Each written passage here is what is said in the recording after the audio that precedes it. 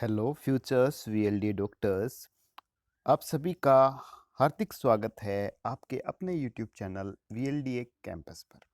और बच्चों, वीएलडीडी entrance exam 2021-22 के लिए हमने क्लासेस स्टार्ट कर रखी हैं। लाइव प्रोसेस का इंट्रोडक्शन मैं डाल चुका हूं और अब लाइव प्रोसेस में हम आगे बढ़ेंगे। नेक्स्ट जो हमारा कंसेप्ट है बच्चों, वो है न्यूट्रिशंस का। सबसे पहले हम ये जानेंगे भाई न्यूट्रिशंस क्या है, ठीक है, इनकी हमें ज़रूरत क्यों पड़ती है। तो आइए अब हम स्टार्ट करते हैं। हमारा जो चैप्टर है न्यूट्रिशन, टॉपिक है न्यूट्रिशन आज का। इसमें हम क्या क्या पढ़ेंगे बच्चों? तो इसमें हम पढ़ने वाले हैं सबसे पहले कि जो डिफाइन न्यूट्रिशन, न्यूट्रिशंस की डेफिनेशन, क्लासिफिकेशन ऑफ न्यूट्रिशंस पढ़ेंगे। उसके बाद source role functions deficiency disorder of nutritions पढ़ेंगे और prevention of deficiency disease of nutritions पढ़ेंगे। तो ये सारी बातें हम इस चैप्टर में करेंगे। तो सबसे पहली जो बात हम कर रहे हैं बच्चों, वो है आपकी डेफिनेशन।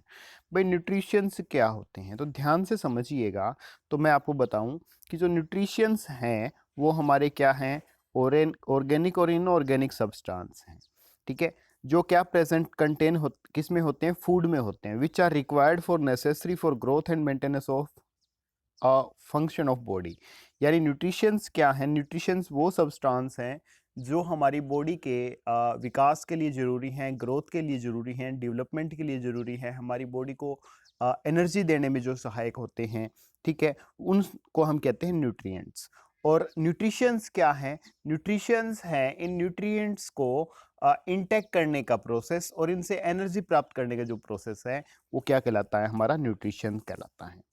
तो जो हमारे ये फूड मैंने कहा था ऑर्गेनिक सब्सटेंस हैं, इनऑर्गेनिक सब्सटेंस हैं, इनमें जो सिंपलेस्ट फूड होगा, यानी ब्रेकडाउन के बाद जो हमें फूड मिलेगा वो होगा आपका ग्लूकोज। क्यों होगा बच्चों? ग्लूकोज।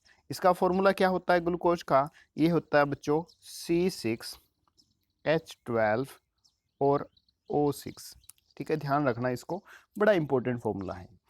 उसके बाद अगर हम इसको थोड़ा सा और सिंप्लीफाई करें, भाई ग्लूकोज क्या है, तो ग्लूकोज एक तरह की शुगर है। क्या है? एक तरह की शुगर है बच्चों, ठीक है, कंफ्यूज मत होना इसमें, कहीं आप कंफ्यूज हो जाओ। और इसके बाद जो कॉम्प्लेक्स फूड आता है, कॉम्प्लेक्स फूड का मतलब क्या है कि जैसे ही हमारी बॉडी में एनर्जी बनती है, ग्लूकोज बनता है, तो जितनी एनर्जी की रिक्वायरमेंट होती है वो तो देखो हमारी बॉडी में हमारे ऑर्गेन्स तक पहुंच जाती हैं। उसके बाद जो बचा हुआ फूड है, यानी वो रिजर्व फूड होता है, वो किसकी फॉर्म में होता है? वो होता है स्टार्च की फॉर्म में। किसकी फॉर्म में होता है? स्टार्च की फॉर्म में। और स्टार्च क्या है? कॉम्प्लेक्स फूड है। कॉम्प्लेक्स का मतलब जटिल फूड है। वो हमारे तभी काम आएगा, इमरजेंसी में काम आएगा, जब हमारी बॉडी को उसकी ज़रूरत होगी, ठीक है। और स्टार्च है, स्टार्च भी किससे बनता है? जब काफ़ी सारी ग्लूकोज मिलती हैं तो उससे क्या बनता है भाई? स्टार्च। तो स्टार्च किससे बना है? ग्लूकोज से। तो सबसे पहले हमने बात की कि जो हमारा फूड है, न्यूट्रिशंस हैं, ठीक है, वो किसकी फॉर्म में होता है? ग्लूकोज की फॉर्म में, ठीक है। उसके बाद हमने पढ़ा भी जो ग्लूकोज है वो एक तरह की क्या है? शुगर। और ग्लूकोज से क्या बनता है? स्टार्च बनता है। और स्टार्च क्या है? कॉम्प्लेक्स फूड है, कंफ्यूज ना होना। और जो जनरल नेम है सब्सटेंसेस का, उसको हम क्या कहते हैं? ग्लूकोज कहते हैं और स्टार्च कहते हैं। और ग्लूकोज और स्टार्च का जो जनरल नेम है वो क्या है? कार्बोहाइड्रेट्स है। क्या है बच्चों? कार्बोहाइड्रेट्स है। अब कार्बोहाइड्रेट्स क्या होते हैं? टेंशन ना लेना, कार्बोहाइड्रेट्स पे स्पेशल एक वीडियो बना दूंगा आप लोगों को।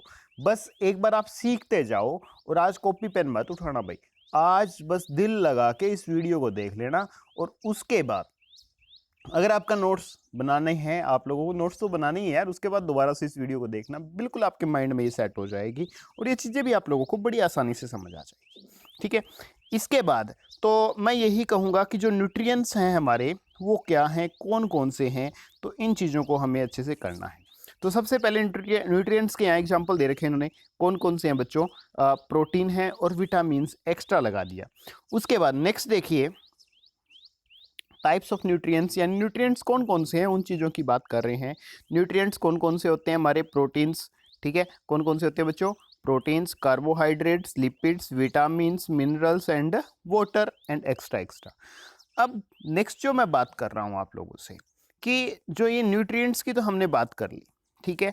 ये जो न्यूट्रिएंट्स है, न्यूट्रिएंट्स की तो हमने बात कर ली, और सोर्स भी कोई दिक्कत नहीं है, जैसे कार्बोहाइड्रेट्स करवाऊंगा और विटामिन्स वाला टॉपिक भी मैंने आपको अलग से करवाना है, ठीक है। प्रोटीन्स भी मैं आपको करवा दूंगा, डोंट वरी, फैट्स के बारे में बता दूंगा, ठीक है। बट हमें क्या है, हमें सिर्फ और सिर्फ ये पता लगाना है। अब क्वेश्चन यूँ आते हैं, भाई सबसे ज़्यादा जो हमारी बॉडी में न्यूट्रिएंट्स हैं, फूड हैं, वो किस फॉर्म में होता है?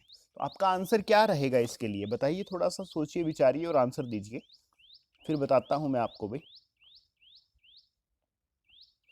तो हमारी बॉडी में जो सबसे ज़्यादा फूड होता है वो किसकी फॉर्म में होता है? कार्बोहाइड्रेट्स की फॉर्म में होता है। किसकी फॉर्म में होता है? कार्बोहाइड्रेट्स की फॉर्म में होता है। और सबसे ज़्यादा भी हमें किससे मिलती, एनर्जी किससे मिलती है? कार्बोहाइड्रेट से। ऐसी बात नहीं है कि प्रोटीन से, फैट से एनर्जी नहीं मिलती, प्रोटीन से भी मिलती है, फैट से भी मिलती है, मिनरल से भी हमें एनर्जी मिलती है। अब क्वेश्चन यूँ आ जाए बच्चों कि ऐसा कौन सा न्यूट्रिएंट है, या ऐसा कौन सा न्यूट्रिएंट का जो कंपोनेंट है जिससे हमारी बॉडी को एनर्जी नहीं मिलती?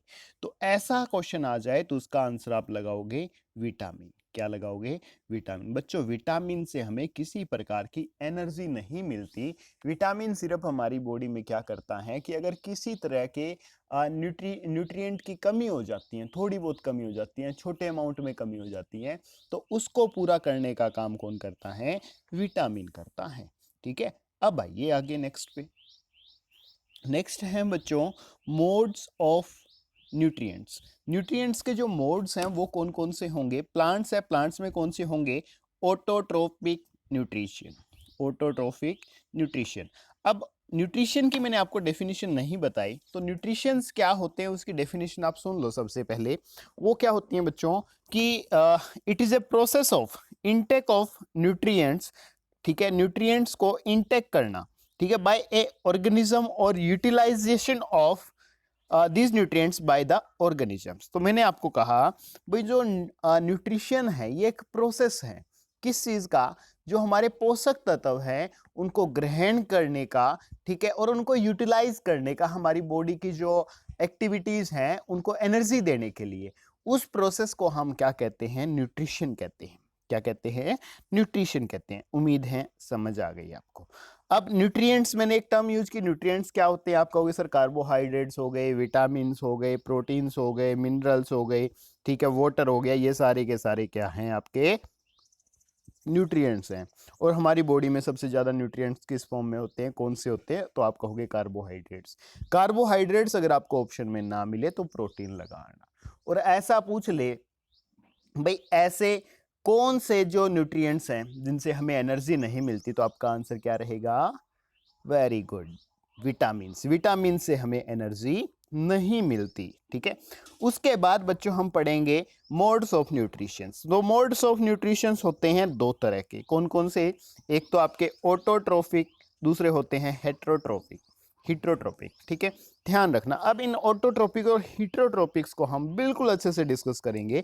तो सबसे पहले आइए ऑटोट्रोपिक न्यूट्रिशंस। और ये जो न्यूट्रिशंस होते हैं ये लगभग प्लांट्स में होते हैं। और कौन से प्लांट्स में? ग्रीन प्लांट्स हो गए, ठीक है, या किसी भी तरह का कोई प्लांट हो गया, उन सब प्लांट्स में ऑटोट्रोपिक न्यूट्रिशंस का प्रोसेस होता है, ठीक है।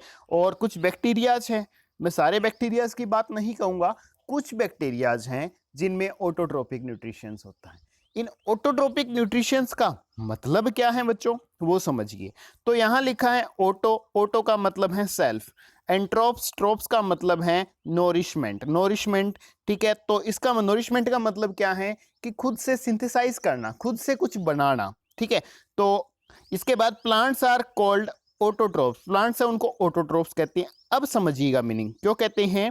क्योंकि because they make their food themselves. तो auto mean self, trophic means बनाना, मैन्युफैक्चर करना, खुद का जो भोजन है खुद बनाना, ठीक है। तो उनको हम क्या कहेंगे? Autotrophic nutrition.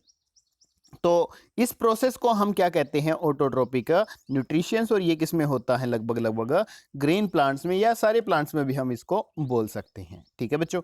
उसके बाद नेक्स्ट जो बात आती है हमारी, वो बड़ी ही इंपॉर्टेंट है। वो क्या है? Autotrophic nutritions in plants. और ये जो कंसेप्ट है ना बच्चों, ये वेरी वेरी इंपॉर्टेंट है, ध्यान रखना, इसको ध्यान से समझ लेना, फिर आपको कहीं भी कोई भी दिक्कत नहीं आएगी, क्योंकि यहाँ से एग्जाम में क्वेश्चन आता है। ठीक है, एक ये और एक जो ह्यूमंस का न्यूट्रिशंस का प्रोसेस है वहां से, तो इस चीज को हमें अच्छे से पढ़ना है। ठीक है, तो वेरी फर्स्टली अगर मैं आपको कहूँ कि प्लांट्स है, प्लांट्स में जो न्यूट्रिशंस का जो प्रोसेस होता है, the process by which green plants make their own food from carbon dioxide and water by using sunlight energy in presence of chlorophyll is called as photosynthesis. यानी जो plants हैं वो अपना जो भोजन बनाते हैं वो किस प्रोसेस से बनाते हैं? फोटोसिंथेसिस से बनाते हैं। They produce their own food by photosynthesis. अब ये फोटोसिंथेसिस प्रोसेस है, ये होता क्या है, किस तरह से हम इसको यूज करते हैं, तो ये सारी चीज़ें हम डिस्कस करेंगे। तो सबसे पहली जो बात है, मैं आपको टर्म टू टर्म बताऊंगा, डोंट वरी, पहले इसको थोड़ा सा बड़ा बड़ा समझ लो ताकि आप लोगों को ये सारी चीज़ें पता चल जाए। जैसे हम बात करेंगे, इसमें एक स्टोमेटा का कंसेप्ट आएगा। स्टोमेटा की बात करेंगे तो स्टोमेटा को ध्यान से देख लो, ये जो डायग्राम मैंने आपको दिखा रखा है ये स्टोमेटा का है बच्चों। किसका है? स्टोमेटा का है। ठीक है, और इस स्टोमेटा में क्या क्या है ये चीजें भी समझनी जरूरी है। जैसे इसकी जो ये बाहर वाली जो सेल्स हैं इनको बोलते हैं एपिडर्मल सेल्स। ठीक है, और ये जो ये अंदर वाली जो सेल्स है, बिल्कुल अंदर वाली सेल्स, इनको कहते हैं गार्ड सेल्स। ठीक है, और ये जो अंदर है बिल्कुल ये दिखा रखा है, जो होल सा दिखा रखा है, ये स्टोमेटल है ओपनिंग, जब ये स्टोमेटा ओपन होता है। और यहाँ देखिए ये तब कंडीशन होगी जब स्टोमेटा क्या होगा, आपका क्लोज होगा। ठीक है ना, ध्यान से इस चीज को समझ लेना।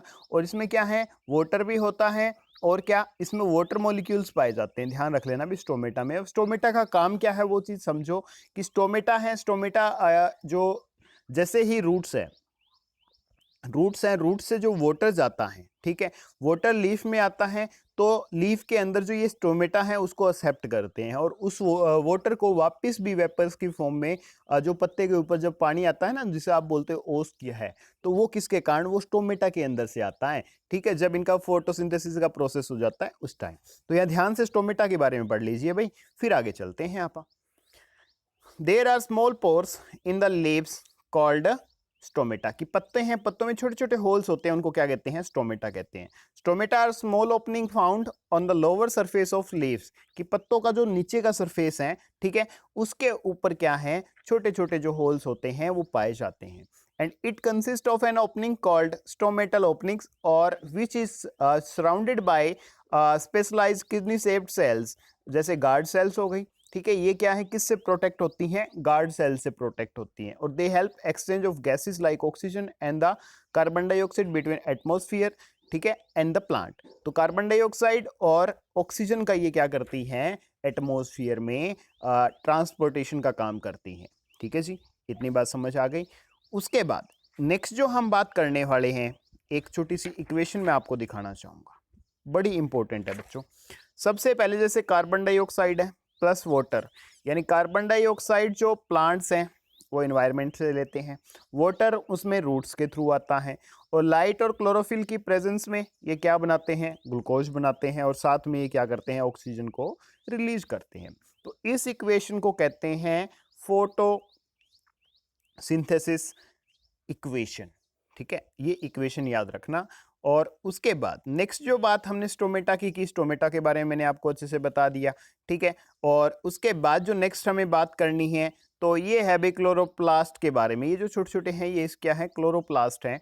ठीक है, और इन्हीं के कारण क्लोरोप्लास्ट है भी। क्लोरोप्लास्ट क्या है? इनमें क्लोरोफिल्स पाए जाते हैं, जिनके कारण जो हमारे प्लांट्स हैं उनके जो लीव्स हैं उनका कलर क्या होता है? ग्रीन होता है। ठीक है, इस चीज को ध्यान से याद रख लेना, ये जो बात मैंने अभी अभी आपके सामने बोली है। बाकी इतना इंपॉर्टेंट डायग्राम नहीं है, इतनी इंपॉर्टेंट बातें नहीं है, जो मैंने बतानी है मैंने आपको बता दी, जो आपके एग्जाम के लायक है। अब आइए फोटोसिंथेसिस को हम डिस्कस करेंगे भाई, बड़े अच्छे से डिस्कस करेंगे। ठीक है, बस थोड़ा सा सब्र रखते हमारे साथ जुड़े रहिए, बिल्कुल अच्छी अच्छी जो बातें हैं मैं आपको आज बताने वाला हूँ। ठीक है, तो ये जो मैंने डायग्राम दिखाया इसको ध्यान से समझिए। सबसे पहले सनलाइट आएगी। ठीक है, सनलाइट है वो क्या है कि जो पत्ते हैं, लीफ है, लीफ के पास आएगी। लीफ से वो क्या है, उसको क्लोरोफिल ट्रैप कर लेगा लाइट को। ठीक है, और वहां से सारा का सारा जो वाटर है, वाटर रूट्स के थ्रू यहाँ लीफ तक आएगा, और जो पूरा का पूरा फोटोसिंथेसिस का जो प्रोसेस है वो कहाँ पे होगा, पत्तों में होगा, लीफ में होगा। लीफ में जैसे ही भोजन बनेगा वो क्या है, फिर टिश्यू के द्वारा, अब कौन से टिश्यू के द्वारा वो ऑर्गेन्स तक पहुंचाया जाता है उसका नाम फटाफट से आप लाइव चैट में लिख दीजिए, नहीं पता नो प्रॉब्लम, मैं बता दूंगा, ठीक है। उसके बाद वाटर रूट्स के थ्रू आता है, सनलाइट और जो कार्बन डाइऑक्साइड है ये प्लांट के जो पत्ते होते हैं, लीव्स होते हैं, उनके थ्रू आती हैं, और क्लोरोफिल प्लांट के जो लीफ है उनमें पाया जाता है, और जो पूरा फोटोसिंथेसिस का जो प्रोसेस है वो कहाँ होता है, लीफ में होता है, पत्तों में होता है, ठीक है। उसके बाद आइए अब समझिए इसको बिल्कुल आसान पॉइंट्स के साथ। वो क्या है, फोटोसिंथेसिस क्या है कि ये वो प्रोसेस है जिसके द्वारा जो प्लांट्स अपना भोजन बनाते हैं। और फोटोसिंथेसिस का जो प्रोसेस होता है, क्वेश्चन पूछ ले कहाँ होता है तो आप कहोगे लीफ में होता है। क्लोरोप्लास्ट कहाँ पाए जाते हैं पूछ ले आपसे तो वो भी कहाँ पाए जाते हैं, लीफ में पाए जाते हैं। और क्लोरोप्लास्ट में क्या है, एक पिगमेंट पाया जाता है जिसको हम कहते हैं क्लोरोफिल। क्या कहते हैं, क्लोरोफिल। और क्लोरोफिल क्या है कि एक ऐसा पिगमेंट है जो लाइट को क्या करता है, एब्जॉर्ब करता है सन से, ठीक है। और जो प्लांट्स में अगर क्वेश्चन यूं पूछ ले कि प्लांट्स के जो पत्ते होते हैं उनका कलर ग्रीन किसके कारण होता है, तो ग्रीन होता है क्लोरोफिल पिगमेंट के कारण। बच्चों इस क्वेश्चन को भी आप माइंड में सेट कर लेना। उसके बाद आइए नेक्स्ट क्या कहता है कि जो सनलाइट है वो क्या है, नेसेसरी है किसके लिए, फोटोसिंथेसिस के लिए। सूर्य की रोशनी के बिना जो प्लांट्स है वो अपना भोजन नहीं बना सकते।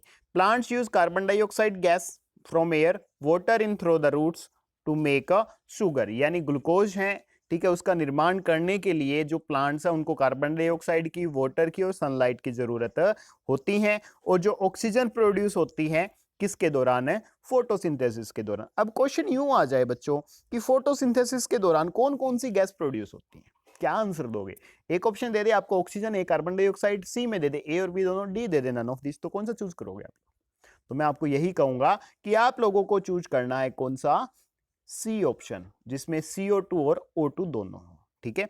अब वो चीज कैसे होगी डोंट वरी, आगे चलिए सारी बातें बताऊंगा, थोड़ा सा सब्र रखिए भाई, ठीक है। सारी चीजें आपको बिल्कुल मतलब खोल के बता देंगे।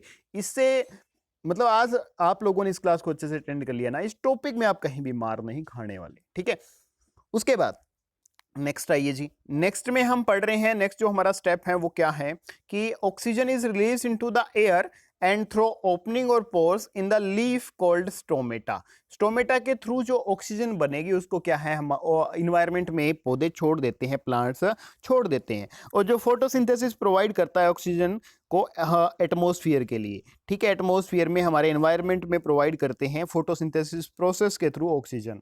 और जो लिविंग ऑर्गेनिजम्स है दूसरे जिनको श्वास लेने के लिए ऑक्सीजन की जरूरत होती है वो ऑक्सीजन को एक्सेप्ट कर लेते हैं, ठीक है। यानी इन्वायरमेंट का भी यार एक बड़ा गजब का जो सिस्टम है, कैसे भाई, इंसान कार्बन डाइऑक्साइड छोड़ता है और प्लांट्स हैं वो कार्बन डाइऑक्साइड लेते हैं और क्या छोड़ते हैं, ऑक्सीजन छोड़ते हैं। एक दूसरे में जो संतुलन है वो इसी तरह से बना रहता है। तो आप भी अपनी जिंदगी में ऐसा संतुलन बनाए रखिएगा भाई, इस चीज को ध्यान से सीखिएगा। अब क्या है इक्वेशन फॉर फोटोसिंथेसिस, मैंने कहा था दोनों बातें बताऊंगा, कौन सी, कि प्लांट्स ऑक्सीजन छोड़ते हैं और कार्बन डाइऑक्साइड भी छोड़ते हैं। ध्यान से समझ लेना इस बात को। यहां से जो CO2 की बात कर रही है भाई, कार्बन डाइऑक्साइड इन्होंने ले ली बाहर से लीफ ने, और वाटर आ गया रूट्स के थ्रू, और लाइट कहां से लेंगे, सनलाइट से। क्लोरोफिल जो इनमें प्रेजेंट होता है, इनकी प्रेजेंस में जब इक्वेशन होगी तो ग्लूकोज बनाएंगे, इस ग्लूकोज को ही शुगर कहते हैं बच्चों, कंफ्यूज ना हो जाना, ठीक है। और प्लस ये क्या बना देंगे, ऑक्सीजन। तो यहां से फोटोसिंथेसिस के दौरान तो ऑक्सीजन रिलीज हो गई। उसके बाद नेक्स्ट इक्वेशन बड़ी गजब की है, इक्वेशन फॉर रेस्पिरेशन की, जो पौधों में श्वसन की जो प्रक्रिया होती है ना उसके लिए भी इक्वेशन है। जैसे ही ये शुगर बनेगी, किसका निर्माण होगा, शुगर का निर्माण होगा, या आप इसको कह सकते हो ग्लूकोज बनेगी, ठीक है। तो उस टाइम क्या होगा बच्चों, ग्लूकोज बनने के बाद क्या होगा, बिल्कुल इजी सी बात है, इस इक्वेशन को ध्यान से देख लो बस आप, ठीक है। वो क्या है कि ग्लूकोज की जब रिएक्शन होगी किसके साथ, ऑक्सीजन के साथ, तो कार्बन डाइऑक्साइड बनेगी, वाटर बनेगा जो वेपर्स की फॉर्म में पत्तों के ऊपर आ जाएगा, और पौधों को क्या मिलेगी, एनर्जी मिलेगी, ठीक है ना। तो इस चीज को ध्यान से सीखना आप लोग। अब नेक्स्ट है बड़ा ही गजब का जो है हमारा हीटरोट्रोपिक न्यूट्रिशंस। तो बच्चों प्लांट्स में हमने फोटोसिंथेसिस को डिस्कस किया। ठीक है, उसमें कोई एक दो बात रह गई है तो मैं रिपीट कर देता हूँ, डोंट वरी। एक बार आप थोड़ा सा देखिए, इस चीज़ को रिपीट कीजिए अपने माइंड में कि सर ने हमें क्या बात बताई। तो बच्चों एक बार फोटो जो सिंथेसिस का जो प्रोसेस है मैं रिपीट कर रहा हूँ, ध्यान से सुन लेना। सबसे पहले हम बात कर रहे हैं कि सनलाइट की। सनलाइट है वो जो प्लांट है, प्लांट के जो लीफ है, लीफ के थ्रू उसको क्या किया जाता है, एक्सेप्ट किया जाता है। कैसे भाई, लीफ है, लीफ में छोटे छोटे पोर्स होते हैं जिनको स्टोमेटा कहते हैं। ठीक है, और इसमें क्लोरोफिल पिगमेंट भी होता है। क्लोरोफिल पिगमेंट के कारण जो लीफ है उसका कलर क्या होता है, ग्रीन होता है। और ये क्लोरोफिल पिगमेंट क्या करता है, सनलाइट को एब्जॉर्ब करने में हेल्प करता है। और कार्बन डाइऑक्साइड है, कार्बन डाइऑक्साइड जो गैस है वो भी प्लांट्स लीफ के थ्रू एक्सेप्ट करते हैं। और ये दोनों कंबाइन कहाँ पे होते हैं, लीव्स में ही कंबाइन होते हैं। ठीक है, उसके बाद नेक्स्ट जो बात हम कर रहे हैं वो है वाटर की। तो वाटर वाटर जो प्लांट्स है, प्लांट्स कहाँ से लेते हैं, रूट्स के थ्रू लेते हैं, रूट से एब्जॉर्ब करते हैं। और रूट से जो वाटर है वो लीफ तक आएगा। तो लीफ तक जो आने का प्रोसेस है उसको कौन लेके आएगा भी, वाटर को लीफ तक। तो वाटर को लीफ तक लेके आएगा जाइलम टिश्यू। कौन लेके आएगा, जाइलम। याद, जाइलम मीन्स जल, जाइलम मीन्स जल। ठीक है, जैसे ये लीफ में आएगा तो यहाँ सनलाइट प्रेजेंट होगी, क्लोरोफिल भी प्रेजेंट होगा, कार्बन डाइऑक्साइड भी यहाँ पे प्रेजेंट होगी, और वाटर यहाँ आ जाएगा। वाटर यहाँ आ जाएगा तो जो फोटोसिंथेसिस के लिए जो एसेंशियल चीजें हैं, जरूरत की जो चीजें हैं वो आ जाएगी, और इससे ये अपना भोजन तैयार कर लेंगे। तो आपसे क्वेश्चन पूछ ले भाई, प्लांट्स में फोटोसिंथेसिस का जो प्रोसेस कहाँ होता है, आप कहोगे सर लीफ में होता है, पत्तों में होता है। उसके बाद जैसे ही यहाँ पे ग्लूकोज बन जाएगी लीफ में, तो ग्लूकोज क्या है कि ग्लूकोज को एक दूसरा टिश्यू होता है फ्लोएम। कौन सा टिश्यू होता है, फ्लोएम। वो फ्लोएम क्या करेगा, प्लांट्स के जो अलग अलग ऑर्गेन्स है उन तक ट्रांसफर कर देगा। ठीक है, उसके बाद जो एक्स्ट्रा जो ग्लूकोज बच गई वो ग्लूकोज किस में कन्वर्ट हो जाएगी, स्टार्च में। और वो स्टार्च में कन्वर्ट होने के बाद पत्तों में ही क्या रहेगी, लीफ में ही क्या रहेगी, स्टोर्ड रहेगी। ठीक है, और वो कब काम आती हैं, जैसे हम बात करते हैं रिजर्व फूड की बात करते हैं ना, कि जैसे मोटरसाइकिल है, मोटरसाइकिल में एक रिजर्व का ऑप्शन होता है कि जब तेल खत्म होने को हो तो वहां पे वो झटके मारने लगता है और आप कहते हो रिजर्व लग गया। उसी तरह से प्लांट में जो इमरजेंसी में जो फूड होता है उसको रिजर्व फूड बोलते हैं, और वो स्टार्च की फॉर्म में स्टोर्ड होता है। ठीक है, इस चीज को ध्यान से याद रखना। और कुछ फूड है वो रूट्स में भी होता है। ठीक है, ये चीज हम आगे करेंगे, डोंट वरी। न्यूट्रिशंस का चैप्टर बहुत बड़ा है, हर एक चीज को मैं आपको बताऊंगा। ठीक है, इतनी बात समझ आ गई हो तो फिर आगे बढ़ते हैं भाई, और इसको इसी तरह से एक बार आप रिपीट कर लेना। ठीक है बच्चों, तो आइए अब नेक्स्ट। अब नेक्स्ट है बच्चों हेटरोट्रोपिक न्यूट्रिशंस। तो हेटरोट्रोपिक न्यूट्रिशंस क्या होता है, जैसे हमने बात की थी कि जो ऑटोट्रोप्स है वो तो क्या है, प्लांट्स अपना जो खुद से भोजन बनाते हैं उस प्रोसेस को ऑटोट्रोपिक न्यूट्रिशंस कहते हैं। हेटरोट्रोपिक क्या है, तो यह ध्यान से, the word heterotrophic is the combination of two words, hetero plus क्या है, ट्रोप्स। हेट्रो मीन्स क्या है, अदर्स। हेट्रो मीन्स क्या है, अदर्स। ट्रोप्स मीन्स क्या है, नोरिशमेंट, यानी अपने भोजन के लिए जो दूसरों पर डिपेंड रहते हैं उसको हम हीट्रोट्रोपिक न्यूट्रिशंस कहते हैं। और ऐसे जो एनिमल्स हैं उनको हम कहेंगे हीट्रोट्रोप्स। ठीक है, तो ध्यान रखना जितने भी हमारे एनिमल्स हैं, काऊ है, डॉग है, शेर, चीता, जो भी हैं वो सारे के सारे किस कैटेगरी में आते हैं, हीट्रोट्रोपिक न्यूट्रिशंस की कैटेगरी में आते हैं। ठीक है, अब अगर मैं बात करता हूं, इतना काम होने के बाद जो नेक्स्ट हम बात कर रहे हैं वो ये है कि जो एनिमल्स हैं, ठीक है, जो दूसरे एनिमल से अपना फूड लेते हैं उनको कितनी कैटेगरीज में हम डिवाइड करते हैं, तो उनको 3 कैटेगरीज में डिवाइड किया जा सकता है। पहली कैटेगरी है हर्बीवर्स। कौन सी है, हर्बीवर्स। तो हर्बीवर्स क्या होते हैं बच्चों, इसको ध्यान से समझना कि हर्बीवर्स वो एनिमल्स हैं जो सिर्फ और सिर्फ किसको खाते हैं, किससे अपना भोजन लेते हैं, प्लांट से। जैसे एलिफेंट हो गया, डियर हो गया, ठीक है, और जो खरगोश है वो हो गया। तो ये सारे के सारे जो एनिमल्स है ये अपना भोजन किससे लेते हैं, सिर्फ और सिर्फ प्लांट से। They can have wide flat teeth for grazing on grass and beaks to open nuts. उसके बाद नेक्स्ट जो कैटेगरी आती है हर्बीवर्स की, जो एग्जांपल हमने देने हैं आपको, ठीक है बच्चों, वो ये एग्जांपल्स भी आप इंक्लूड कर सकते हो। जेब्रा हो गया, रेबिट, खरगोश, काऊ, ठीक है, जिराफ हो गया, एलिफेंट हो गया। तो ठीक है, और ये किस कैटेगरी में आते हैं, आपके हर्बीवर्स की। नेक्स्ट है बच्चों कार्निवर्स। अब कार्निवर्स क्या होते हैं कि ये वो एनिमल्स होंगे बच्चों जो क्या हैं कि जो दूसरे हमारे एनिमल्स हैं उनका क्या खाते हैं, फ्लैश ऑफ अदर एनिमल्स, ठीक है। फ्लैश का मतलब मांस खाते हैं, उनको हम क्या कहते हैं, कार्निवर्स। तो most carnivore animals have very sharp teeth for tearing out the flash of its prey, यानी अपना शिकार है उसका जो मांस खाने के लिए इनके जो टीथ होते हैं वो आगे से क्या होते हैं, धारदार होते हैं, तेज होते हैं। एग्जाम्पल क्या है, जैसे लॉयन हो गया, टाइगर हो गया, स्नेक हो गया एंड लिजार्ड हो गया। ये सारे के सारे आपके कार्निवर्स है जो सिर्फ और सिर्फ मांस खाते हैं, ठीक है। हिंदी में मांसाहारी बोलेंगे। ओमनिवर्स की बात करते हैं तो ओमनिवर्स वो एनिमल्स हैं जो अपना भोजन दोनों से लेते हैं, किस किस से, प्लांट से भी और एनिमल से भी, ठीक है। और कुछ ऐसे एनिमल्स हैं जो एग्स भी खाते हैं, ठीक है। और some omnivores are scavengers which mean they eat dead animals, यानी वो डेड एनिमल्स को खाते हैं तो उनको हम क्या कहेंगे, ओमनिवर्स कहेंगे। तो most will eat plants that produce fruit vegetables and they also eat fruits and vegetables, ठीक है। जैसे हम बात करें इंसान की, मानव की, तो मानव आपका कौन सा एनिमल है, ओमनिवर है जी, ठीक है। उसके बाद बच्चों नेक्स्ट जो हमने हेट्रोट्रोपिक बात किया वो 3 तरह का होता है। हेट्रोट्रोपिक न्यूट्रिशन 3 तरह का होता है, कौन कौन सा, पहला होलोजोइक, ठीक है, फिर आपका सेफ्रोफाइटिज्म और तीसरा होगा पैरासिटिज्म। तो होलोजोइक में क्या होगा कि organism feed by ingested solid organic matter which is digested and absorb into their bodies, human हो गया, एनिमल हो गया, ठीक है। ये सारे के सारे किस में आते हैं, होलोजोइक न्यूट्रिशंस में। सैफ्रोफाइट्स कौन से होते हैं, फीड ऑन डेड मैटर, ठीक है, जो मरे हुए एनिमल से, प्लांट्स वेस्ट से अपना भोजन तैयार करते हैं, जैसे बैक्टीरिया हो गई, फंगी हो गई, ठीक है। और ये डाइजेस्ट करते हैं फूड को externally before the nutritions are absorb, nutritions को एब्जॉर्ब करने से पहले ही ये क्या करते हैं, उसको डाइजेस्ट करते हैं। और पैरासिटिज्म क्या होता है, ये न्यूट्रिशंस लिविंग ऑर्गेनिजम्स में प्राप्त किए जा सकते हैं, ठीक है। और ऑब्टेन न्यूट्रिशंस बाय लिविंग और in the body of the host, जैसे fleas, lice and tapeworms. उसके बाद आइए बच्चों अब इनको एक एक करके हम डिस्कस करते हैं, ठीक है, बिल्कुल अच्छे से डिस्कस करेंगे, डोंट वरी, कुछ नहीं छूटने देंगे।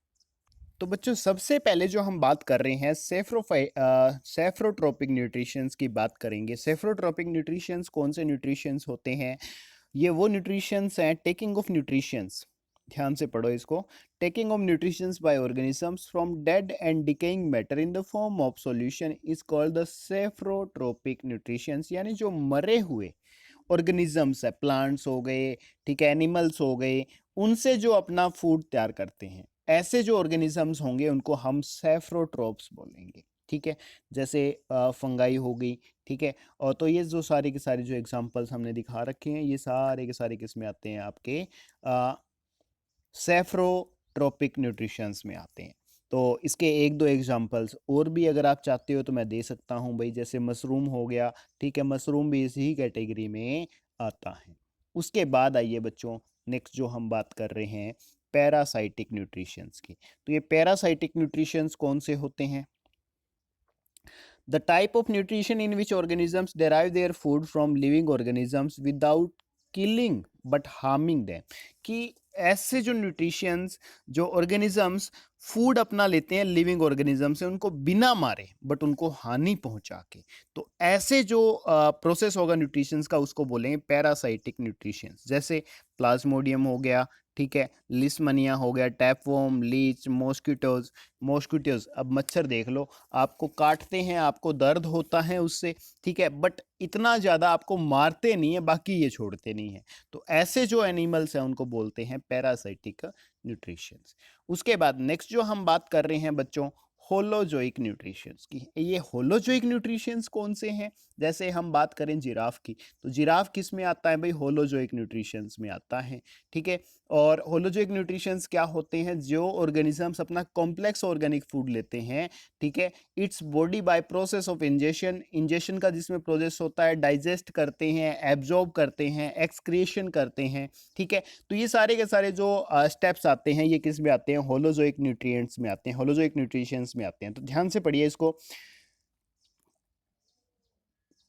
Nutritions is the intake of food, process of converting food substance into living matter, and plants manufactured their own food autotrophic Animals cannot manufacture their own food, depend on eating plants or other animals. तो mode of feeding organic matter is as holozoic nutrition. Organic matter को जो feed करते हैं उसको क्या कहते हैं?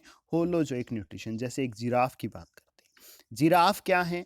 Giraffe हेट्रोट्रोप है, और हेट्रोट्रोप में कौन सी कैटेगरी में आता है? सिर्फ और सिर्फ ये क्या करते हैं भाई, जो प्लांट्स है, प्लांट से अपना फूड लेते हैं। तो फटाफट से नाम लिख दो भी, प्लांट से जो फूड लेने वाले जो है ऑर्गेनिजम्स हैं उनको हम क्या कहते हैं? हेर्बिवर्स, कार्निवर्स, ओमनिवर्स, तीनों में से एक है, तो फटाफट से बता दो। ठीक है, वो जिराफ क्या करता है? सबसे पहले अपने फूड को इंजेस्ट करता है, इंजेस्ट का मतलब इनटेक करता है, मुंह में खाता है। उसके बाद क्या है, वो फूड है आगे जाता है डाइजेशन होने के लिए। डाइजेशन के बाद वो फूड किस में, उसे एनर्जी प्राप्त की जाती है, और उसके बाद जो कॉम्प्लेक्स फूड होगा, जो पचने लायक नहीं होगा, वो क्या हो कर देंगे? वो एक्सक्रिएट कर देंगे, यानी वेस्ट मटेरियल क्या है उनकी बॉडी से बाहर आ जाएगा। अब देखिए आप नेक्स्ट जो है steps of holozoic nutrition. Step क्या होंगे? सबसे पहला स्टेप है बच्चों कि here the food is first taken into the body through an opening called mouth, यानी उसको इंजेक्शन बोलेंगे। ठीक है, उसके बाद then it is converted into simple and soluble form by various enzymes. Enzymes के थ्रू इसके छोटे छोटे जो फॉर्म्स में फूड को तोड़ देंगे, और फिर ये बॉडी में जाएंगे किसके लिए? डाइजेशन के लिए। और फिर क्या होगा? इनसे एनर्जी का एब्जॉर्प्शन होगा, और उसके बाद क्या है बच्चों? Simplified product has formed are then object. जो छोटे छोटे सबसे पहले भोजन को इंटेक करेंगे, मुंह में लेंगे, खाएंगे, ठीक है, दांतों के द्वारा छोटे छोटे टुकड़ों में तोड़ेंगे, उसके बाद उसको डाइजेस्ट करेंगे, यानी और छोटे छोटे टुकड़ों में तोड़ा जाएगा। उसके बाद जो छोटे छोटे टुकड़ों में तोड़ा गया भोजन है उसको हमारी बॉडी क्या करेगी? एब्जॉर्ब करेगी। एब्जॉर्ब करने के बाद एसिमिलेशन का प्रोसेस होगा। एसिमिलेशन का प्रोसेस क्या करता है? इसमें होता है conversion of nutrients into the fluid और सॉलिड सब्सटेंस ऑफ बॉडी। और इसके बाद फाइनली क्या होता है? इजेशन होता है। उसको क्या कहते हैं? इजेशन किसका होगा? जो अनडाइजेस्टेड पार्ट होगा फूड का, रिमूव्ड फ्रॉम द बॉडी, और इसको एक्सकर्सन भी बोलते हैं। ठीक है, इजेशन का मतलब वो चीजें जो हमारी बॉडी में पच नहीं सकती, जिनका पाचन नहीं हो सकता, वो शरीर से क्या आएगी? बाहर आएगी। अब नेक्स्ट है इसका एग्जाम्पल। तो जो हमारा हम बात करते हैं अमीबा की, तो बच्चों अमीबा है, अमीबा में होलोजोइक न्यूट्रिशंस होता है। ठीक है, वो कैसे होता है? ध्यान से इन स्टेप्स के थ्रू समझिएगा कि जैसे अमीबा में न्यूक्लियस भी होता है, ठीक है, जैसे जैसे इसके अमीबा के पास फूड पार्टिकल्स आएगा, तो फूड पार्टिकल्स आने के बाद ये क्या करेगा?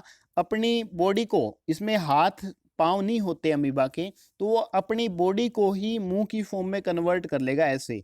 ठीक है, और इसको सूडोपोडिया बोलते हैं भाई। ठीक है, और ये क्या करेंगे कि जैसे इसको फूड इसके पास दिखाई दिया, तो इसने क्या किया? अपनी बॉडी को मुंह की शेप में बदल लिया और उसको इंटेक कर लिया।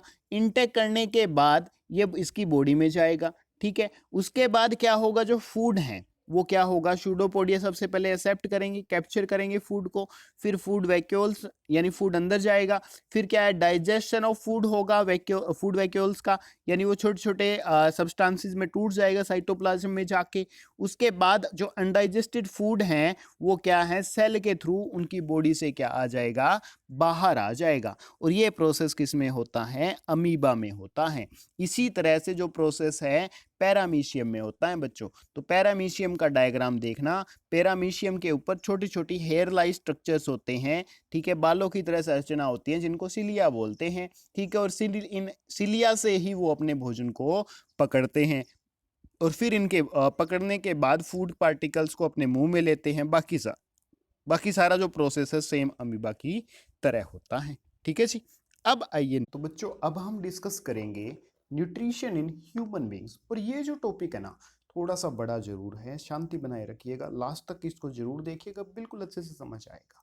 ठीक है, तो ह्यूमंस में जो डाइजेशन का जो प्रोसेस होता है, न्यूट्रिशन का जो प्रोसेस होता है, वो कैसे होता है? तो सबसे पहली बात जो मैं आपको बताने जा रहा हूँ वो ये है भाई, जो फूड है ह्यूमन बींग लेता है वो माउथ से, अपने मुंह से खाता है, और मुंह में क्या होते हैं? दांत। तो दांत क्या करते हैं? टीथ। टीथ है, टीथ के ऊपर वाली जो लेयर होती है, वाहिट जो लेयर होती है, उसको बोलते हैं हम इनेमल। तो इनेमल क्या है कि ह्यूमन बींग की जो बॉडी है उसका हार्डेस्ट मटेरियल है ये। ठीक है। और इनेमल है, इनेमल को हार्डर बोला जाता है, ये बोन से भी ज्यादा सख्त होता है, ठीक है। तो हार्डेस्ट ऑर्गन पूछे तो उसका नाम इनेमल बोलेंगे, हम ध्यान रख लेना इस चीज को। और इनेमल है part of tooth below enamel, enamel से जो नीचे का जो पार्ट है उसको कहते हैं डेंटाइन। क्या कहते हैं? डेंटाइन। और डेंटाइन क्या है? सिमिलर टू बोन, बोन की तरह होता है ये, ठीक है। फिर कभी दिखाऊंगा, डोंट वरी, बट आप एक बार इसको सुनते जाइए। और इनसाइड द डेंटाइन, डेंटाइन के अंदर क्या होती है? प्लब कैविटी होती है। वो क्या कंटेन करती हैं? उसमें नर्व्स होती हैं, यानी वीन्स होती हैं, और क्या होती हैं? ब्लड वेसल्स होती हैं, ठीक है। जो खून रक्त वाहिकाएं होती हैं। एंड द जो डेंटल केयर है उसको हम बोलते हैं डेंटल कैरीज, यानी ये क्या करती हैं? ब्लड को और जो शुगरी फूड है उसका क्या करती है? ट्रांसपोर्टेशन करती है। और अगर हमारे टीथ्स में हम रेगुलरली उनको क्लीन नहीं करेंगे तो एक बीमारी हो जाएगी, डेंटल प्लेक। क्या हो जाएगी? डेंटल प्लेक, ठीक है। तो ये जो दांत का मैंने प्रोसेस क्यों बताया, क्योंकि दांत की हेल्प से हम फूड को क्या करते हैं? कट करते हैं छोटे छोटे पार्ट्स में। जैसे ही इसको छोटे छोटे पार्ट्स में हम कट करेंगे तो ये फूड क्या है कि हमारी मुंह में बिल्कुल छोटे छोटे पार्ट्स में टूट जाएगा। और जो सेलिवरी ग्लैंड्स हैं वो अमाइलेज, सेलेवरी ग्लैंड्स हैं वो क्या रिलीज करेगी? अमाइलेज एंजाइम रिलीज करेगी। अमाइलेज एंजाइम क्या करेगा कि उस छोटे छोटे फूड में से, छोटे छोटे फूड में से क्या करेगा कि जो स्टार्च हैं उसको एब्जॉर्ब कर लेगा और ग्लूकोज की फॉर्म में क्या कर देगा? तोड़ देगा। और वहां से जो फूड है, जो हमारी एलिमेंट्री कैनल है, एलिमेंट्री कैनल कहाँ से कहाँ तक होती है ये चीज़ बिल्कुल अच्छे से बताऊंगा। आप देखिए नेक्स्ट डायग्राम में, एलिमेंट्री जो कैनल है, यहाँ से यहाँ तक की जो लेंथ है, यहाँ से यहाँ तक की बिल्कुल लास्ट तक की एनस तक की जो लेंथ है बच्चों, ठीक है, एनस तक की जो लेंथ है ये वाली, ये पूरी जो लेंथ है 9 मीटर होती है। और हमारी बॉडी का जो सबसे लंबा पार्ट है ना वो यही है, ठीक है। फूड पाइप ही है यहाँ से लेके यहाँ तक। उसके बाद जो फूड है हमारा मुंह में छोटा छोटा टूटने के बाद ये आता है इसके थ्रू, यहाँ आता है स्टमक में। और इस पाइप को, यहाँ तक की पाइप को कहते हैं ओसोफेगस। और इसकी लेंथ होती है 25 सेंटीमीटर। कितनी होती है? 25 सेंटीमीटर। और जैसे ही ये जो फूड हमारे पेट में आएगा, ठीक है, डाइजेशन के लिए आएगा, तो वहाँ क्या होगा कि यहाँ जो पेट में जो भोजन रहता है ना हमारे, वो 3 घंटे तक रहता है। कितने घंटे तक रहता है? 3 घंटे तक। और इस स्टमक की जो शेप मानी जाती है, यूं पूछ ले भाई स्टमक की शेप क्या होती है, तो आप कहोगे जो स्टमक है वो जे शेप्ड ऑर्गन है। किस तरह का ऑर्गन है? जे शेप्ड ऑर्गन है, जे की तरह शेप मानी जाती है भाई इसकी, ठीक है। इतनी बात समझने के बाद भाई यहाँ जो पेट की बात कर रहे हैं हम, तो पेट में हमारी 3 तरह की ग्लैंड होती है। कितनी तरह की ग्लैंड होती हैं? 3 तरह की ग्लैंड होती हैं। 3 तरह की ग्लैंड कौन कौन सी होती हैं ये ध्यान से सुनिएगा आप लोग, बिल्कुल अच्छा सा कंसेप्ट है आज का भी। जो स्टमक है, स्टमक में जो गैस्ट्रिक जूस होगा वो ग्लैंड होती हैं वॉल्स की। वॉल्स की जो ग्लैंड होती है ना, स्टमक की वॉल्स की ग्लैंड, यहाँ की जो ग्लैंड्स होती है वॉल्स की, वो ग्लैंड्स क्या करती हैं? गैस्ट्रिक जूस को छोड़ती है हमारी बॉडी में। और गैस्ट्रिक जूस क्या कंटेन करता है? 3 तरह के सब्सटेंस। एक तो होता है, आप कहते हो ना पेट में HCl है, वो HCl होता है। और उसमें क्या होता है? एक एंजाइम होता है पेप्सिन नाम का, ठीक है। और क्या होता है? एक मकस होता है, ठीक है। क्या होता है? मकस। अब इन तीनों का काम क्या होता है भाई? तो सबसे पहले मैं आपको यही कहूंगा कि जो हाइड्रोक्लोरिक एसिड प्रेजेंट होता है, उसके साथ ही क्या होता है कि किस में होता है? ये गैस्ट्रिक जूस में प्रेजेंट होता है। तो हाइड्रोक्लोरिक एसिड, अब क्वेश्चन पूछ ले कि जो बाइल जूस, जो गैस्ट्रिक जूस है उसका नेचर कैसा होता है? एसिडिक होता है या बेसिक? तो आप कहोगे एसिडिक होता है। किस कारण? क्योंकि वहाँ HCl प्रेजेंट है, इसके कारण उसका मीडियम क्या होता है? एसिडिक होता है। तो एसिडिक मीडियम का काम क्या होता है कि यहाँ जो पेप्सिन एंजाइम है वो एक्टिवेट हो जाता है और वो डाइजेशन का जो प्रोसेस है वो स्टार्ट कर देता है। और जो फूड हमने खाया है उसमें से प्रोटीन को अलग निकाल लेता है। किसको? प्रोटीन के जो मॉलिक्यूल्स होते हैं उनको अलग निकाल लेता है, ठीक है।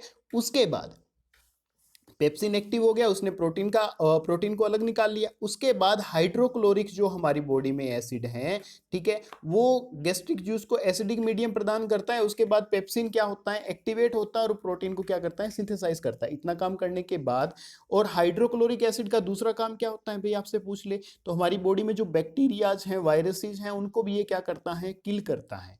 और उसके बाद आप कहोगे सर ये लास्ट में जो आपने नाम लिखा मक्कस, इसका क्या काम है? तो मक्कस का काम है भाई कि जो हमारे जो पेट हैं, पेट की जो वॉल्स हैं, ठीक है, स्टमक की जो वॉल्स हैं, उनको हाइड्रोक्लोरिक एसिड से डैमेज होने से बचाना। किससे बचाना? हाइड्रोक्लोरिक एसिड से डैमेज होने से बचाना। ठीक है, उसके बाद जो फूड हमारा यहाँ से इतना काम होने के बाद भी जो अलग अलग जो चीज़ें थी, ठीक है, एंजाइम्स थे, पेप्सिन एंजाइम्स थे, उसने प्रोटीन को क्या कर लिया? डाइजेस्ट कर लिया। और उसके बाद जो बाकी का जो फूड रह गया उसको क्या है भाई, आगे की तरफ फॉरवर्ड कर दिया। अब ये आगे की तरफ कहाँ जाएगा? ये छोटे छोटे पार्ट्स में टूट के आगे जाएगा यहाँ स्मॉल इंटेस्टाइन में। कहाँ जाएगा? स्मॉल इंटेस्टाइन में। यानी ये देखो भाई, इस जगह आएगा स्मॉल इंटेस्टाइन में, इस जगह। ठीक है, और ये जो स्मॉल इंटेस्टाइन होती है ना, ये एलिमेंट्री जो कैनल होती है यहाँ से यहाँ तक की, इस कैनल का सबसे बड़ा हिस्सा होता है। इसकी जो लेंथ होती है 6.5 मीटर होती है। कितनी होती है? 6.5। और जो ओसोफेगस है यहाँ से यहाँ तक, इसकी लेंथ होती है 25 सेंटीमीटर। ध्यान रखना, पेपर में कई बार क्वेश्चन पूछे गए हैं बच्चों। ठीक है, और जो स्मॉल इंटेस्टाइन है, स्मॉल इंटेस्टाइन में दो तरह की ग्लैंड होती हैं, एक लीवर एक पेनक्रियाज। और लीवर क्या करता है? बाइल जूस को क्या करता है? सेक्रेट करता है। और बाइल जूस किस कलर का होता है? ग्रीनिश येलो कलर का होता है, कोई आपसे पूछ ले तो। और जो बाइल जूस है ये कहाँ स्टोर होता है? लीवर में स्टोर होता है। लीवर में कहाँ होता है? लीवर में गाल ब्लैडर में। कहाँ होता है बच्चों? गाल ब्लैडर में, यानी यहाँ। ठीक है, इसमें ये ध्यान से देखो, ये छोटा सा यहाँ लगा रखा है, ठीक है ना, गाल ब्लैडर में होता है। इतनी बात समझ आ गई भी? तो फिर आगे देखो, तो गाल ब्लैडर में स्टोर होने के बाद जो बाइल जूस है ये एल्केलाइन और एल्केलाइन नेचर का होता है और सोल्ट भी कंटेन करता है। यानी ये चीज़ों को क्या है कि जो फेट्स हैं इनको वाटर सोल्यूबल बना देता है, जो पानी में घुलनशील चीज़ें होती हैं वो बना देता है। ठीक है, इतना काम करने के बाद तो बच्चों जो हमारा हमने बात की थी, किसकी बात कर रहे थे अभी हम? बाइल जूस की बात कर रहे। तो बाइल जूस के दो काम होते हैं। एक तो क्या है कि जो हमारी बॉडी में जिस तरह से हम बात कर रहे थे कि जो इसको एसिडिक कोई भी भोजन में कोई भी चीज़ एसिडिक होगी, ठीक है, उसको किस में कन्वर्ट करना? एल्केलाइन में करना। और वहाँ से जो फेट्स है एल्केलाइंस में कन्वर्ट करने के बाद उस सॉल्यूशन को जो भोजन हमने खाया है उसमें से फेट्स को क्या करना? सिंथेसाइज करना, फेट्स को अलग से निकाल लेना। और इतना काम करने के बाद जो दो काम हो गए इसके बाद पेनक्रियाज है। पेनक्रियाज क्या करता है? पेनक्रियाज भी हमारा डाइजेस्टिव एंजाइम्स को क्या करता है? सेक्रेट करता है, डाइजेस्टिव जूस को सेक्रेट करता है। सॉरी, वो कौन सा होता है? पेनक्रिएटिक जूस होता है। कौन सा होता है? Pancreatic juice. और पेनक्रिएटिक जूस में एंजाइम्स पाए जाते हैं तीन तरह के। कौन कौन से होते हैं? अमाइलेज, ट्राइप्सिन और लाइपेज। तो एक बात तो हम पढ़ेंगे कि अमाइलेज है, अमाइलेज स्टार्च को ब्रेक डाउन करता है, ठीक है, और जो ट्राइप्सिन है वो डाइजेस्ट करता है प्रोटीन्स को यहाँ आने के बाद। और जो एंजाइम आपका रह गया लाइपेस, वो क्या करता है? फेट्स को इमल्सिफाई करता है। यानी फेट्स को क्या करता है? इमल्सिफाई करता है, मिक्सअप करता है भाई। ठीक है, इतना काम होने के बाद जो हमारी स्मॉल इंटेस्टाइन है वो ग्लैंड्स क्या है? कंटेन करती हैं। और उसमें क्या है? इंटेस्टिनल जूस होता है। तो उस जूस का क्या काम होता है? उसमें भी काफी सारे जो एंजाइम्स होते हैं, जो कॉम्प्लेक्स हमारा फूड होगा, कार्बोहाइड्रेट्स होगी, ग्लूकोज होगी, प्रोटीन्स होगी, ठीक है, उनको एमिनो एसिड्स में तोड़ देगा। और जो फैट्स है उनको फैटी एसिड्स और ग्लिसरील और ग्लूकोज इनमें तोड़ देगा। ठीक है, और जो एमिनो एसिड और फैटी एसिड्स और ग्लिसरॉल्स हैं, ठीक है, ये क्या होंगे? आर स्मॉल होंगे, छोटे होंगे और वाटर सोल्यूबल मॉलिक्यूल्स होंगे। तो इसमें प्रोसेस में जो हमारा फूड है वो क्या हो जाएगा? लगभग इनका डाइजेशन हो जाएगा। ठीक है, और उसके बाद जो हमारे बड़े बड़े जो फूड रह जाएगा, जो डाइजेशन के लायक नहीं होगा, उसको यहाँ से स्मॉल इंटेस्टाइन से कहाँ भेज दिया जाएगा? लार्ज इंटेस्टाइन में भेज दिया जाएगा। कहाँ भेज दिया जाएगा बच्चों? लार्ज इंटेस्टाइन में, इसमें भेज दिया जाएगा। ठीक है, तो इसमें आने के बाद और जो फूड हमारा बिल्कुल अच्छी तरह से टूट चुका है, डाइजेस्ट हो चुका है, वो फूड कहाँ चला जाएगा? एब्जॉर्प्शन के लिए ब्लड में चला जाएगा। कहाँ चला जाएगा? एब्जॉर्प्शन के लिए ब्लड में चला जाएगा।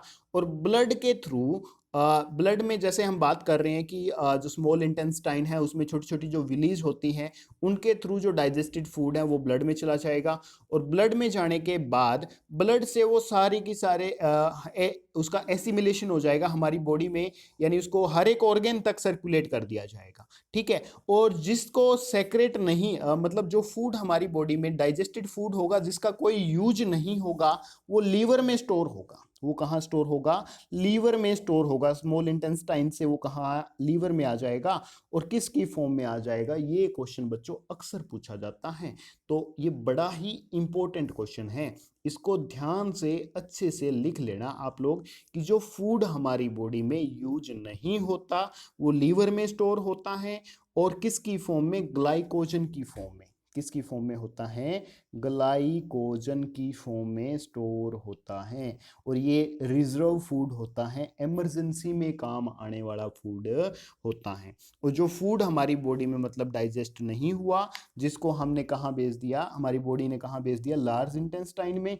तो लार्ज इंटेस्टाइन क्या करेगी? उसमें से लार्ज इंटेस्टाइन में विलीज पाई जाती है, यानी हेयर लाइस बालों की तरह छोटे छोटे स्ट्रक्चर्स होते हैं, वो क्या करते हैं? उसमें से वाटर को एब्जॉर्ब कर लेते हैं, और जो बाकी का जो सॉलिड पार्ट होता है वो कुछ टाइम तक तो स्टोर रखते हैं। उसके बाद एनएस के थ्रू उसका क्या हो जाता है? एक्सक्रेशन हो जाता है, हमारी बॉडी के थ्रू बाहर आता है जब आप सुबह टॉयलेट में जाते हो उस टाइम। ठीक है, वो कहाँ से?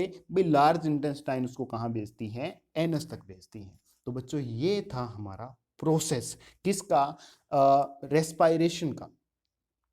ठीक है, किसका प्रोसेस था? न्यूट्रिशंस का प्रोसेस था ह्यूमन बींग्स के अंदर कैसे होता है। तो एक बार फिर से बड़ा बड़ा रिपीट कर देता हूं ताकि आप लोगों को दिक्कत ना हो। भाई सबसे पहले जो फूड आएगा हमारा माउथ में आएगा, मुंह में आने के बाद सलीवा क्या है? एक एंजाइम को क्या करेगी? सेलिवरी जो एंजाइम है उसको क्या करेगी? सेक्रेट करेगी, और वो एंजाइम मिलके क्या करेगा? हमारी जो फूड है छोटे छोटे पार्ट्स में जो टूटा हुआ है उसको ओसोफेगस के थ्रू स्टमक में लेके आएगी, और स्टमक से क्या है कि जो फूड कहाँ जाएगा आपका? स्टमक के बाद वो कहाँ जाएगा? स्टमक में लगभग कितनी देर के लिए रहता है फूड? भाई 3 घंटे के लिए रहता है, ध्यान रख लेना। उसके बाद जो फूड जाएगा वो जाएगा आपका लीवर में। ठीक है, यानी आपकी जो स्मॉल इंटेस्टाइन है उसमें जाएगा। स्मॉल इंटेस्टाइन से वो कहाँ जाएगा भाई? आपका स्मॉल इंटेस्टाइन में जाएगा। स्मॉल इंटेस्टाइन के बाद कहाँ जाएगा बच्चों? उसके बाद वो जाएगा लार्ज इंटेस्टाइन में। ठीक है, जो मतलब जो फूड ब्रेक जिसका ब्रेक डाउन नहीं होगा वो लार्ज इंटेस्टाइन में जाएगा। लार्ज इंटेस्टाइन से अंदर विलीज होती है, छोटी छोटी हेयर लाइक स्ट्रक्चर्स होते हैं, वो उसमें से वाटर को एब्जॉर्ब कर लेंगे, जो सॉलिड पार्ट है वो एनएस के थ्रू बाहर आ जाएगा। और जो हमारी स्मॉल इंटेस्टाइन में जो फूड स्टार्च की फॉर्म में टूट गया और ग्लूकोज की फॉर्म में टूट गया, वो ब्लड के थ्रू हमारी पूरी बॉडी में क्या हो जाएगा? सर्कुलेट हो जाएगा। तो उम्मीद है बच्चों ये चीज़ आपको समझ आई, और इसी के साथ जो हमारा न्यूट्रिशंस का जो कंसेप्ट है वो कंप्लीट हो जाता है। और जो न्यूट्रिशंस की बात कर रहे हैं कि हमारे रह गए कौन से विटामिन रह गए, कार्बोहाइड्रेट्स, प्रोटीन्स, लिपिड्स, तो ये आपके एग्जाम के व्यू से इंपॉर्टेंट नहीं है, फिर भी मैं कभी संडे सैटरडे करके इनके ऊपर वीडियो बना के डाल दूंगा ताकि आप लोगों का हर एक डाउट दूर हो जाए। और आज की इस वीडियो को बच्चों ध्यान से देखना क्योंकि बड़ी इंपॉर्टेंट है ये, और बड़ा इंटरेस्टिंग सा टॉपिक है, समझने वाला टॉपिक है। अगर अच्छी लगी है भाई वीडियो और लास्ट तक देखी है तो लाइक जरूर कर देना, और अगर आपका मन करे भी हम अच्छी मेहनत कर रहे हैं तो शेयर भी कर देना। ठीक है, और जितना हो सकता है थोड़ा सा सपोर्ट कीजिएगा भाई, और चैनल को सब्सक्राइब जरूर कीजिएगा क्योंकि ये सारा जो हमने कंटेंट तैयार किया है आप लोगों को वीएलडीए डॉक्टर बनाने के लिए किया है। तो उम्मीद कर रहे हैं कि आप हमारी आशाओं पे खरे उतरोगे और प्रैक्टिस अपनी कंटिन्यूसली करोगे, और जैसे जैसे टाइम लगेगा हम आपसे भाई फ़ोन पे भी कांटेक्ट करेंगे, बात करेंगे आप लोगों से। ठीक है, आप नेगेटिव मत होना, पॉजिटिव रहना, क्योंकि पॉजिटिविटी में ही एक इंजॉयमेंट है, वो आपको नेगेटिविटी में नहीं मिलेगा। हर एक कंडीशन में आप पॉजिटिव रहिएगा और हमारे साथ पढ़ते रहिएगा। तो बच्चों अब मिलेंगे नेक्स्ट वीडियो में, तब तक के लिए जय हिंद जय भारत।